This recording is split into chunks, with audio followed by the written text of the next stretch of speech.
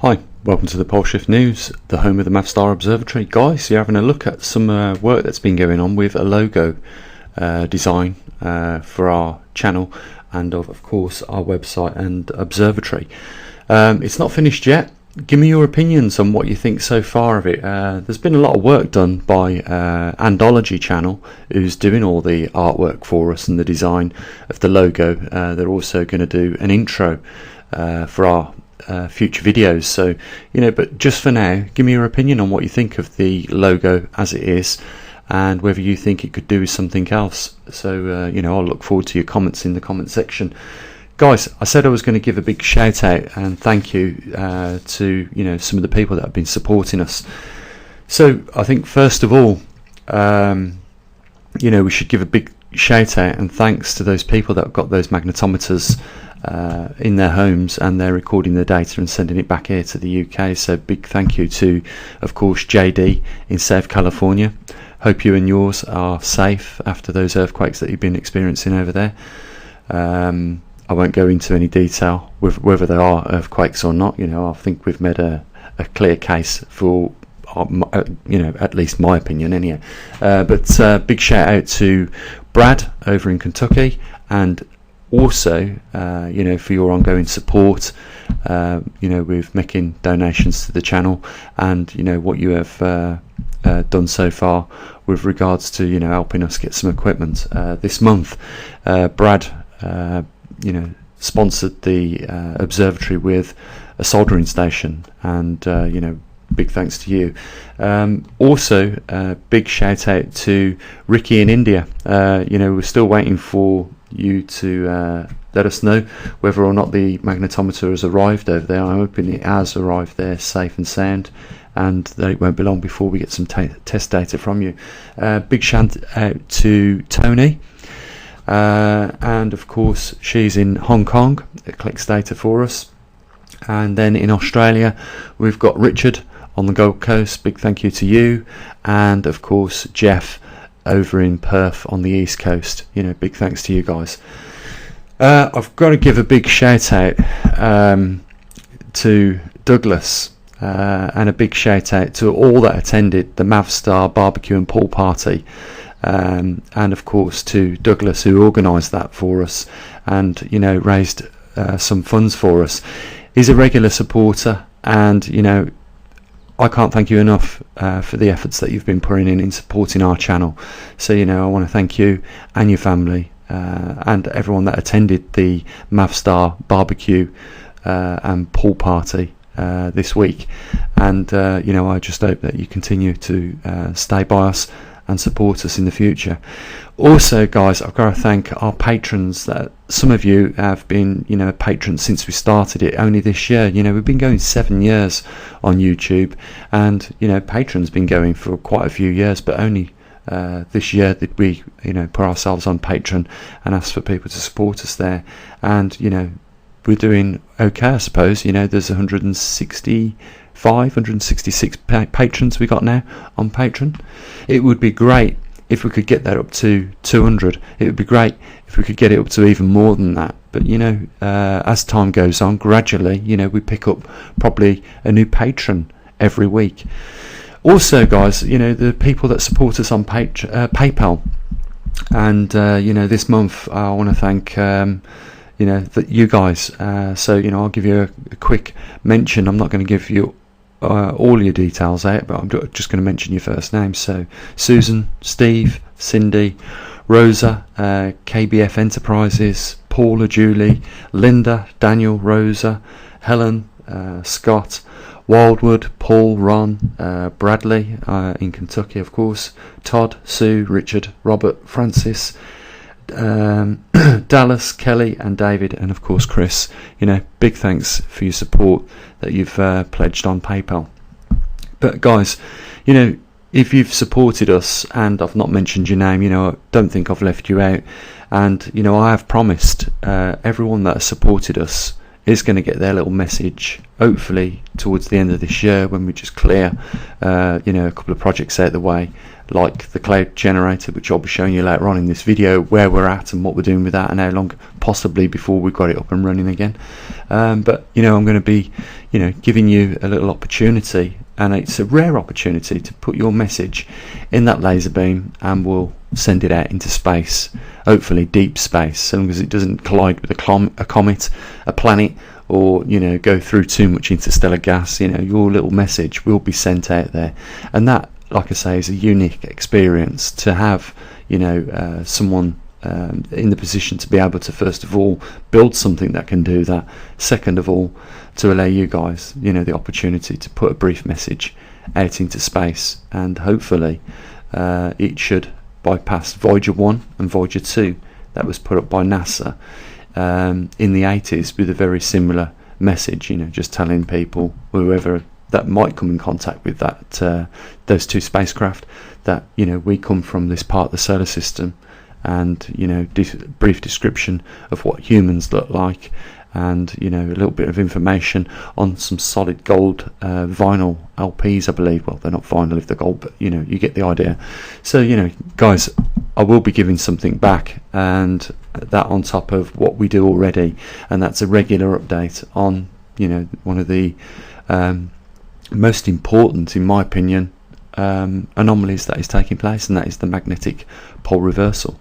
I believe, and I think you guys would agree, that is mostly responsible for the changes that are taking place with our climate on this planet, and therefore it is of great importance. Remember, when our magnetosphere, you know, goes down during this reversal, which is imminent, it is definitely going to take place, guys. There's no two way about it. We are not going to avoid it. It is going to take place, and when it does, you know, there will be a bombardment of cosmic radiation as a result of a weakened magnetosphere.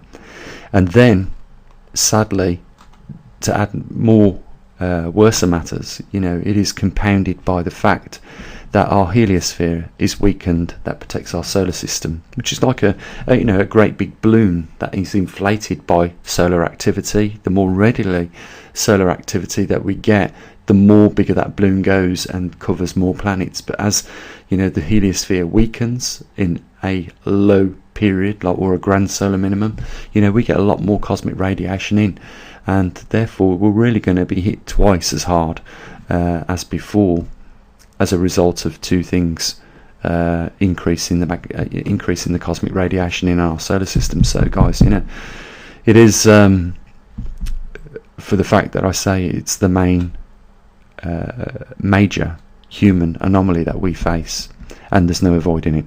So let me get the organic camera out, and I'll put the other half of this video together, and we'll have a look at where we are with the cloud chamber, because now we've cleared up putting the 6th magnetometer out there. We're going to be building and throwing all our attention now into the collecting of data, and also in the back burner building the cloud chamber, so that we can actually get to see these cosmic particles come through our alcohol vapor at sub-zero temperatures in that chamber. And you know, if we're lucky, we'll get a collision, and we'll see what happens when particles collide, you know, at high speed. So guys, let's fire up the organic cam and have a look where we are with the cloud chamber. So guys, here's our cloud generator in the making. It's gone through a bit of development. You may have remembered when we first set out to try and bring the environment temperature down in the Perspex box, we used a computer CPU and some fans, and it was bringing the environment temperature down inside the chamber to around about 30 degrees. I think we did at one point manage to get it to 40, but it wasn't very sustainable. It was only the small area within the box on the top of the Peltier that's painted black that was actually getting down to those temperatures.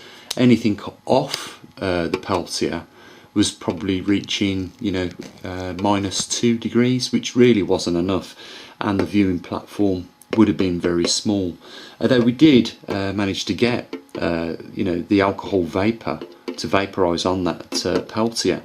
So what we decided was to, you know, go with something a little bit more high performance than air cooling the peltiers down. As you can see, we had on this occasion two fans driving the CPU heatsink, which the peltier was attached to. You can see we tried different variations of cooling insulation around the actual plate and the heatsink. But we didn't really go any further with this because the performance was very poor. So what we've done, as you can see, is gone for a liquid cooled Peltier element array. And you might recognise this box. I found a smaller Perspex box. I'm going to get a better one than this, but this is what your Ferrero Rochers come in. I thought it was perfect when I was eating the Rochers, or wasn't supposed to be eating my partner's Rochers, but I did, and I thought, that box would be perfect, and it is really. It's about the right size. So you imagine two of these heat blocks or liquid blocks that we've got here, with the array of the Peltiers on top, and then we should get, once I cut the bottom off that box and sit it onto the Peltiers, we should get a reasonable viewing area in the box, and we should get high performance cooled Peltiers. But you see, we're going to have water running through these water blocks at the bottom of this now, here, through this inlet, and over the other side there's two more inlets. We're going to have the water circulating around fans. Now, I said yesterday I purchased the fans. It's a set of 3 fans on a radiator, which is designed to cool down computer graphics cards and CPUs, but it's going to work perfect for this Peltier array. Just cycling cold water through the bottom of the Peltiers, because these get hot as the top part of the Peltier gets cold. And obviously these Peltiers are run by this computer power supply. I know that there looks like a load of wires here, but pretty much we're just nicking the 12 volt out of the PCU power supply to run all the Peltiers, and a set of LEDs, and maybe the water pump on the water pump and the fans on the actual radiator. So this should give us better results. I'm hoping for at least a constant minus 50 degrees with this array, and I've seen good results with water cooled Peltiers as opposed to air cooled Peltiers that we've got here. And we should be getting that on and around about the 20th now, the radiators. So it's a case of sourcing a reasonable pump, a reservoir for the water that we're going to cool, and then we can do a test which I'll show you guys on the channel at the results that we get with the liquid cooled. And then if that's all well and good, we can start to put all this then perhaps in a nice neat box. Probably by then we'll have a 3D printing machine, so we can print off a real nice base where all these components can be fitted in nice and neatly, and the glass viewing chamber or perspex viewing chamber can be moulded in with that 3D printed design. So that's where we are, guys, and this of course is what's going to allow us to see cosmic rays, and if they are in the increase, then we should be getting in this little region regular cosmic ray particles, and we'll see them go through the alcohol mist in the bottom. And if we're lucky, we're going to get to see a cosmic ray strike. So that's where we are with this project. I really want to get this finished, and I've got a camera that I can put in situ, so it can be viewed, left running for a prolonged period of time, and then I can quickly edit the video to the most interesting points where we get cosmic particles pass through the vapour, and we may even catch on occasions a couple of strikes as well, which will be more interesting, a little bit more exciting. But it also gives you a visual of what is on the increase at this point in time, guys. So that's where we are. It's not far off being finished. Like I say, we're just waiting for the radiators and fans to come. There's a bit of piping up to do. I know these wires look like they're all over the place, but it wouldn't take long to solder all these together, and we can then probably by the end of this month have a working prototype of a chamber which is getting down to low enough temperatures, probably minus 45 to 50 degrees, and it should be delivering what we want it to do. And there you go, guys. So once again, big thanks to everyone for supporting the observatory. If you want to support the observatory and you aren't already, there's a link down there. You can support us on Patron, and there's also a link for PayPal. And why not? I mean, we do a lot, don't we? We're all over this topic at the moment. I don't think there's another website out there that quite archives the data that we collect in the same manner. There certainly isn't another YouTube channel on YouTube that covers the pole shift and has done for as long as what we have. We've really put the time in now. I mean, we're getting close to nearly a decade. Can you believe it, guys? Many years ago we just talked about it. Now we've actually took a proactive approach to it all. We've got a bit of support from the subscribers, and we've gone out there and built our own equipment to track the magnetic North Pole, and we've also now put these magnetometers all around the world that keep a track on the intensity of the 4 poles that are on our planet. And it still is a bit of a shock to some people when you say to them, how many magnetic poles do you think's on this planet right now, and they say 2, the north and the south. It's not the case. There's 4 magnetic poles on this planet. There could be even more at even later dates down the road. We just don't know. Many poles could pop up in different locations, but where they will end up after the reversal is anyone's guess. It might not just be the case that they return to the positions where they were 100 years ago after the reversal. These poles could be anywhere on the planet, and that's just dependent on what it is that generates and creates the magnetosphere, or the magneto which generates the poles in the first place within our core of the planet. That's if it is generated within the core. So stay tuned, guys. We've got the cloud chamber soon to be finished, and as I promised, as soon as we've got that done, we're going to get onto that CO2 laser project, and that'll be an interesting project. That will I've got to pull the coil that runs the CO2 laser virtually to bits, and then rebuild a brand new coil with our induction coil built in, so that we can embed the data that we want to send out into space.